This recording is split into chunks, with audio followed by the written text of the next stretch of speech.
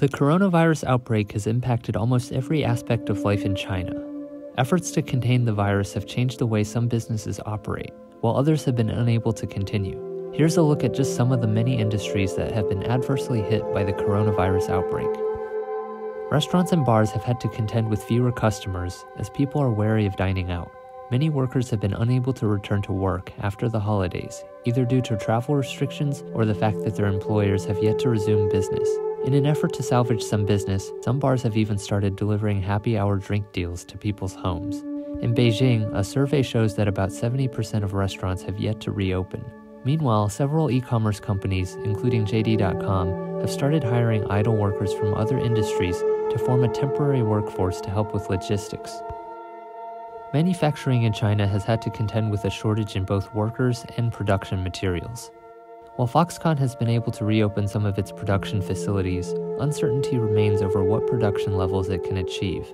For one of their most important clients, Apple, these shortages in the supply chain could affect the production of iPhones and AirPods. Automobile makers around the world are also facing a potential shortage of parts from China. Many plants have shut down, and uncertainty remains over when they'll start back up. Half of Honda's Chinese operations are in Wuhan, and the restart dates have been pushed back. EV manufacturers in China also face a disruption in production. Tesla's Shanghai Gigafactory had to be shut down in January, just as it had begun to deliver Model 3s in late 2019. It reopened on February 10th, but delays have been anticipated. Tesla also faced backlash from customers who had received downgraded self-driving controller hardware, which was attributed to supply chain issues, though the company has promised customers free upgrades when production recovers. With movie theaters being closed since late January to prevent the spread of virus, the world's second-largest box office market has been hit hard. Citing estimates by Rance Pao, CEO of Artisan Gateway, Bloomberg Quint reports the loss of ticket sales have amounted to $1 billion. Productions taking place in China have been halted, and film debuts have also been affected. Huangxi Media's Lost in Russia made its debut on ByteDance's short video platforms instead of theaters, with other films possibly set to make their debuts online as well. In a further effort by theaters to recoup some money, snack and soda inventories are being sold on food delivery platform Ele.me after Alibaba Pictures partnered with over 20 cinema companies.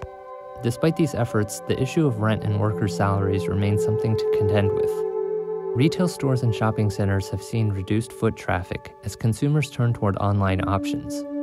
Used car sale companies like Yuxin and Guazi have temporarily reduced their staff numbers and salaries. Potential customers are less willing to make on-site visits to purchase second-hand automobiles. According to the paper, which cites data from China Automobile Dealers Association, only 39% of used car dealers have resumed operations as of February 24th.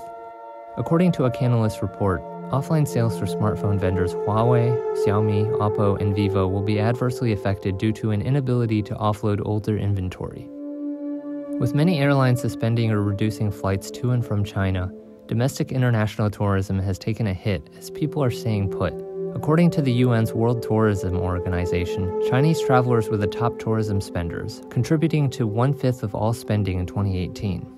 To entice people to fly domestic, Chinese airlines have started offering reduced ticket prices. Spring Airlines offered a deal to frequent flyers for a one-way flight from Shanghai to Chongqing for just $4.10, while Shenzhen Airlines offered a Shenzhen to Chongqing one-way ticket for around $14.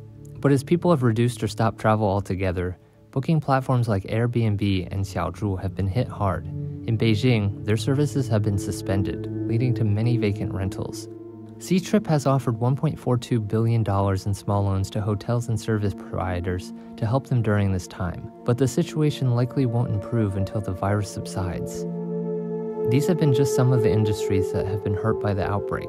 While some have been able to resume operation and adapt to these new circumstances, others may have to wait until the virus subsides.